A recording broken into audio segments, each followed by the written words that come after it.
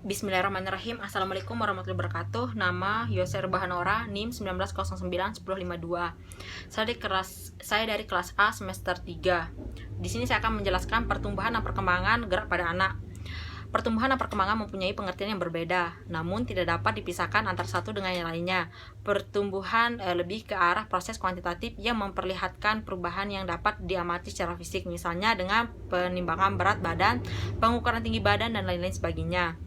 Sedangkan perkembangan merupakan proses kuantitatif yang menyebabkan bertambahnya kemampuan atau keterampilan dalam struktur dan fungsi tubuh yang lebih kompleks. Pertumbuhan berkaitan dengan keseluruhan kepribadian individu karena kepribadian individu membentuk suatu kesatuan yang terintegrasi. Pertumbuhan dan perkembangan fisik anak berlangsung secara teratur. Pertumbuhan anak dapat dibagi menjadi 4 periode. 2 periode diantaranya dengan pertumbuhan cepat, 2 periode lainnya dengan pertumbuhan yang lambat.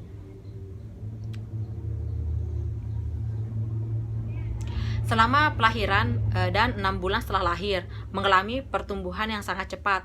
Setelah itu pertumbuhan yang dialami sedikit lambat dan stabil sehingga anak menginjak masa remaja 8 sampai dengan 12 tahun. Perkembangan bertanya kemampuan struktur dan fungsi tubuh yang lebih kompleks bersifat kualitatif. Pertumbuhan bertambahnya ukuran fisik dan struktur struktur tubuh yang bersifat kuantitatif sehingga dapat diukur seperti panjang atau berat.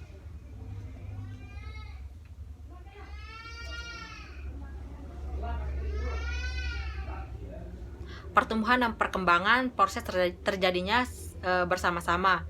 Kemudian gerak adalah perubahan atau perihal posisi, kedudukan atau tempat dari posisi awal. Alat gerak pada makhluk hidup berupa otot dan tulang. Kemudian saya akan menjelaskan apa itu perkembangan anak, pengertian dan jenis-jenisnya. Perkembangan anak adalah ukuran perubahan fisik, emosional, pikiran, dan linguistik anak yang terjadi sejak si kecil lahir hingga masa dewasanya nanti. Kemudian jenis-jenisnya, perkembangan kemampuan fisik, perkembangan kemampuan kognitif, perkembangan kemampuan sosioemosional, perkembangan kemampuan berbahasa. Yang pertama, perkembangan kemampuan fisik. Fokus pada fisik anak, mulai dari pertambahan berat dan tinggi badan, perkembangan otak, hingga motorik halus dan kasar. Seiring dengan perkembangan fisik, idealnya anak akan memiliki gerakan tubuh yang semakin selaras. Koordinasi mata dan tangan juga semakin baik. Kemudian perkembangan kognitif. Perkembangan kognitif. Aspek ini terbagi menjadi beberapa tahap, mulai dari tahap sensoriomotor 0 sampai 24 bulan, operasional 2 sampai 7 tahun, operasional konkret 7 sampai 11 tahun, dan operasional formal sejak usia 11 tahun. Perkembangan kognitif fokus pada kemampuan anak dalam menyelesaikan masalah. Kemudian perkembangan sosioemosional.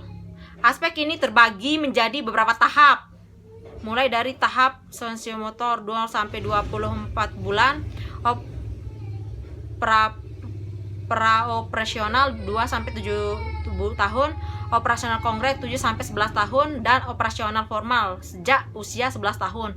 Perkembangan kognitif fokus pada kemampuan anak dalam menyelesaikan masalah. Kemudian perkembangan kemampuan berbahasa. Kemampuan berbahasa anak tumbuh pesat selama masa persekolahan, yaitu mulai usia 1 sampai 5 tahun. Dari kemampuan berbahasa, Anda bisa mendeteksi adanya keterlambatan gangguan pada faktor perkembangan lain, seperti sensorimotorik, psikologis, hingga kognitif. Kemudian yang terakhir, tahap tumbuh kembang anak.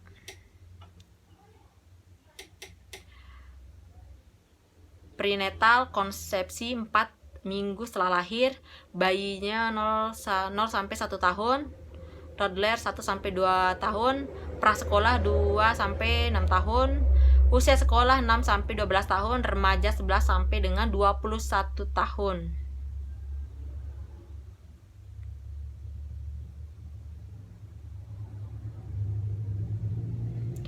Mungkin sekian penjelasan dari saya. Kurang lebihnya saya mohon maaf. Wabillahi taufiq wal hidayah. Wassalamualaikum warahmatullahi wabarakatuh.